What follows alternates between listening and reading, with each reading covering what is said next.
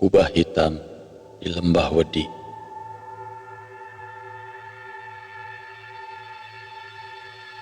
Angin malam menyapu lembah Wedi, membawa bau tanah basah yang tercampur amis.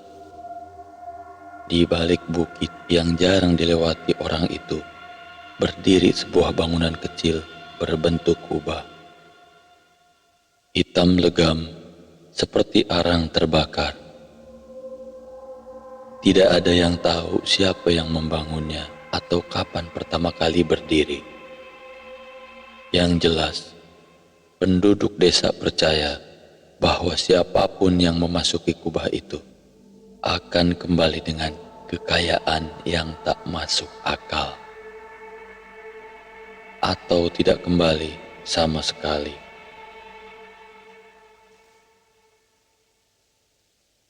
Bagas menatap lembah dari jalan berbatu. Jaket lusuhnya basah oleh embun malam. Usaha bengkel kecilnya hampir bangkrut. Istrinya sakit menahun dan utang menumpuk. Setiap sudut hidupnya seolah menekan dadanya. Dan malam itu, desas-desus tentang kubah hitam di lembah Wedi menjadi satu-satunya harapan yang tersisa. Cuma satu syarat, begitu kata seseorang di warung kopi desa 2 hari yang lalu. Kalau kau masuk, jangan menyebut nama siapapun. Jangan memanggil siapapun. Jangan jawab suara apapun di dalam. Bagas tertawa getir saat itu. Sekarang, di depan kubah gelap tak berjendela itu, tawa itu lenyap.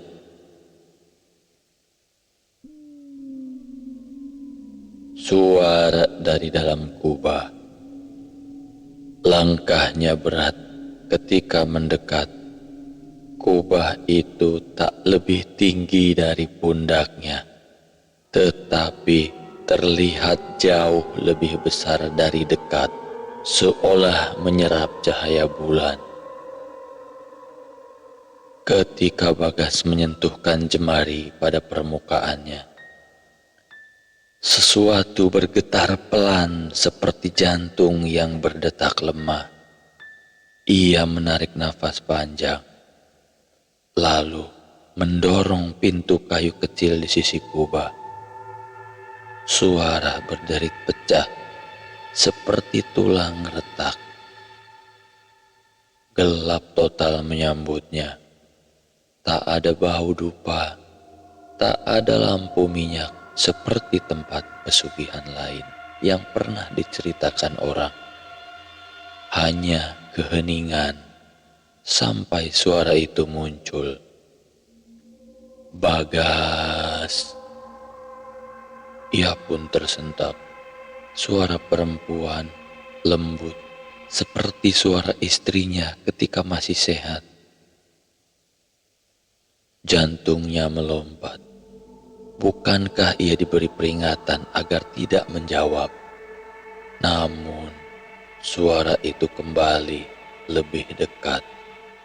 Bagas, kamu datang. Ia menggigit bibir sampai terasa darah. Ia tidak menjawab. Tidak boleh menjawab. Di kegelapan, sesuatu bergerak. Bagas merasakan kehadiran, dingin, dan licin, melintas di belakangnya seperti angin yang punya tubuh. Tiba-tiba, lantai di bawahnya menyala samar, menampakkan simbol-simbol aneh menyerupai akar pohon yang menyatu. Di tengah cahaya itu, muncul sesosok bayangan tinggi tanpa wajah. Bayangan itu tidak berbentuk manusia, Tepatnya lebih seperti sesuatu yang mencoba meniru bentuk manusia, tapi salah. Kau datang untuk meminta, suaranya bergema berat seperti dua suara yang berbicara bersamaan. Bagas menelan ludah. Ia ragu apakah boleh menjawab sosok ini. Tapi sosok itu berkata lagi, menjawab aku bukanlah larangan. Yang dilarang adalah menjawab yang bukan aku. Ia memahami maksudnya.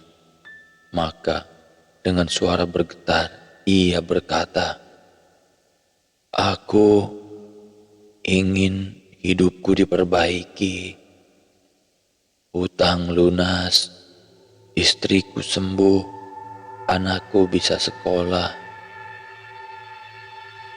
Bayangan itu bergeser seperti asap yang ditarik arus. Harga dari segala harapan adalah bagian dari dirimu. Apa maksudnya? Setiap 7 hari, satu ingatanmu akan menjadi milikku. Ingatan apapun yang kupilih, bila kau berhenti memberi, maka tubuhmu yang akan menjadi gantinya. Bagas pun tercekat. Ingatanku hilang. Tidak hilang, mengalir padaku, akan kupakai untuk membangun bentukku. Bagas merasakan tengkuknya meremang. Sesuatu tentang kata membangun bentuk membuatnya ingin pergi. Tapi bayangan itu mengangkat tangan panjangnya, mengarah ke dadanya.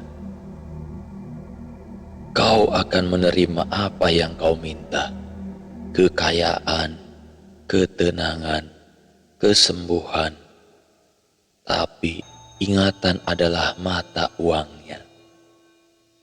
Bagas memejamkan mata. Kalau aku menolak, kau sudah masuk.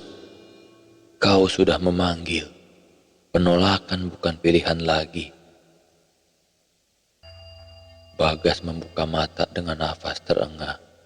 Ia sadar suara Bagas yang menyerupai istrinya tadi adalah umpan agar ia menjawab dan membuka perjanjian tanpa sadar. Tapi ia tidak menjawabnya. Ia hanya menjawab makhluk ini. Dan itu berarti ia mengambil perjanjian dengan kesadaran penuh. Ia mengangguk. Baik. Bayangan itu meletakkan sesuatu ke telapak tangannya. Sebilah kuku hitam, panjang seperti serpihan obsidian. Simbolmu. Saat kuku ini retak, datanglah lagi. Jika kau terlambat, aku yang akan menjemput. Keesokan paginya, hidup Bagas berubah drastis. Hutang yang menumpuk tiba-tiba dilunasi oleh sebuah donatur anonim yang ia tidak kenal. Istrinya yang terbaring lemah, bangun dengan wajah cerah, tidak merasakan sakit lagi. Pelanggan baru berdatangan ke bengkel tanpa henti. Bagas hampir tidak percaya. Namun, saat ia sendirian di malam hari, ia merasa ada yang aneh. Ia tidak bisa mengingat wajah ayahnya. Seperti kabut putih menutupi bagian itu. Ketika mencoba memaksa mengingat, kepalanya sakit, seperti diiris. Kemudian ia sadar, itu pembayaran pertama.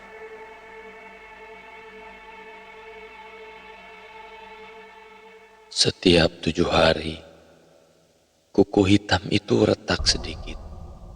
Dan setiap retakan, Bagas kehilangan satu hal dalam ingatannya. Hal yang tidak bisa ia pilih. Minggu kedua, ia lupa nama sahabat masa kecilnya. Minggu ketiga, ia lupa alasan ia jatuh cinta pada istrinya. Minggu keempat, ia lupa bahwa ia pernah punya adik. Kekayaannya makin besar, bengkelnya berkembang menjadi 3 cabang. Orang-orang mengagumi kerja kerasnya tanpa tahu bahwa sebagian dirinya perlahan-lahan menghilang. Namun, satu hal yang ia ingat jelas, jika kuku itu pecah total, ia harus kembali ke kubah. Jika tidak, makhluk itu akan datang sendiri.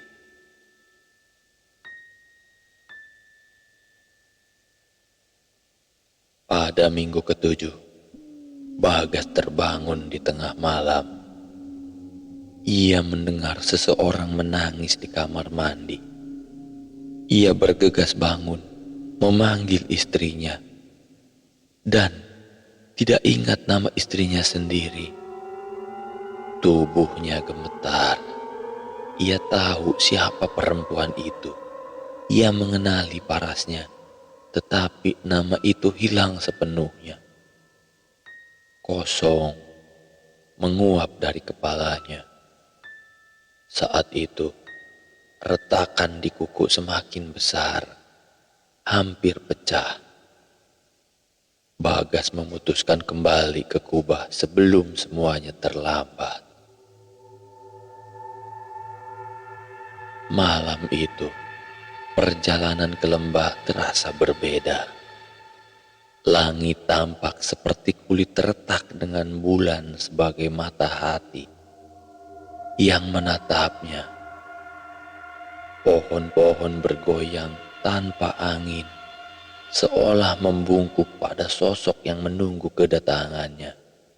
Di depan kubah, pintunya sudah terbuka sedikit, seolah makhluk itu tahu ia akan tiba.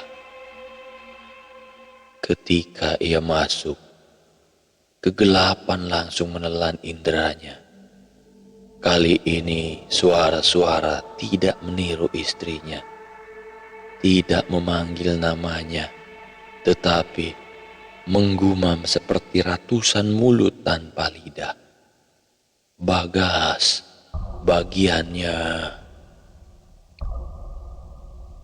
Ia berlutut, menahan mual ketika lantai bergetar seperti benda hidup.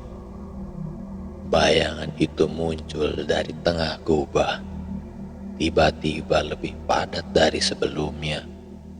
Bentuknya lebih manusiawi, seolah tumbuh dari ingatan yang telah diambil darinya. Kau membayar dengan baik, tapi kau masih berhutang. Bagas menunduk. Apa yang harus kubayar sekarang? Satu ingatan lagi, ingatan yang paling berharga. Ia mengangkat kepala. Apa? Bayangan itu mendekat, begitu dekat hingga Bagas merasakan dingin seperti udara di dasar sumur. Ingatan tentang siapa dirimu. Bagas menatapnya, tidak mengerti. Kalau aku lupa siapa diriku, bagaimana aku menjalani hidup? Kau tak perlu menjalani hidup. Hidup akan dijalankan untukmu. Kekayaan akan tetap datang. Keluarga tetap utuh. Tapi kau hanyalah tubuh tanpa kisah. Bagas terdiam. Itu artinya ia akan hidup seperti boneka. Bekerja, mencari uang, tetapi tidak pernah tahu mengapa. Tidak tahu siapa ia, tidak tahu siapa istrinya atau anaknya. Ia berdiri pelan. Tidak, Aku tidak mau. Bayangan itu menggeram, suara seperti baja digores. Tidak ada yang menolak setelah sampai di tahap ini. Bagas pun berlari keluar dari kubah. Gelap menghantamnya seperti kabut pekat. Ia tidak tahu arah. Ia mendengar derap kaki di belakangnya. Aneh, tidak teratur. Seperti makhluk berkaki banyak yang mencoba memaksakan diri berjalan dengan dua kaki. Bagas! Suara itu memanjang, bergema dari segala arah. Ia terjatuh. Kuku hitam di tangannya pecah berkeping. Dalam sekejap lembah Wedi berubah. Pohon-pohon menggulung akar mereka seperti ular bangun dari tidur panjang. Tanah merekah dan mengeluarkan asap hitam. Dari celah itu, bayangan-bayangan kecil merayap naik seperti tangan-tangan yang mencari tubuhnya. Bagas bangkit dan berlari menuju jalan besar. Ia melihat lampu rumah penduduk di kejauhan. Hanya beberapa meter lagi. Tangan dingin menyentuh bahunya. Semua suara menghilang. Bagas pun membuka mata. Ia berada di depan rumahnya. Di pagi hari, udah normal. Jalan sepi. Tidak ada lembah hitam. Tidak ada bayangan. Istrinya keluar tersenyum. "Mas, dari mana? Sudah sarapan?" Bagas ingin menjawab, tapi lidahnya keluh. Bukan karena takut, karena ia tidak mengenali perempuan itu. Ia tidak mengenali rumah itu, tidak mengenali mobilnya, tidak mengenali dunia di sekelilingnya. Lebih buruk lagi, ia tidak mengenali dirinya sendiri. Di dalam saku jaketnya ada secari kertas, tulisan tangannya sendiri. Kalau kau membaca ini, berarti kau telah membayar semuanya. Kau tidak akan ingat apapun, tapi keluargamu selamat. Jangan cari kubah itu lagi. Jangan tanya siapa kau. Lari sejauh mungkin. Bagas menatap tulisan itu lama. Hatinya hampa seperti ruangan gelap tanpa pintu. Di kejauhan, angin menghembus, membawa bisikan halus. Ingatanku, bagian dariku. Penduduk desa sering melaporkan melihat lelaki berjaket lusuh berjalan sendirian malam-malam, memandang lembah Wedi tanpa pernah turun ke sana. Ia hanya berdiri, seolah mencoba mengingat sesuatu yang hilang. Sementara itu, kubah hitam di lembah itu semakin besar setiap tahun, seakan membentuk tubuh dari ingatan manusia yang tertelan. Dan setiap malam tertentu, pintu kecil kayunya terbuka sendiri, menunggu pelanggan berikutnya.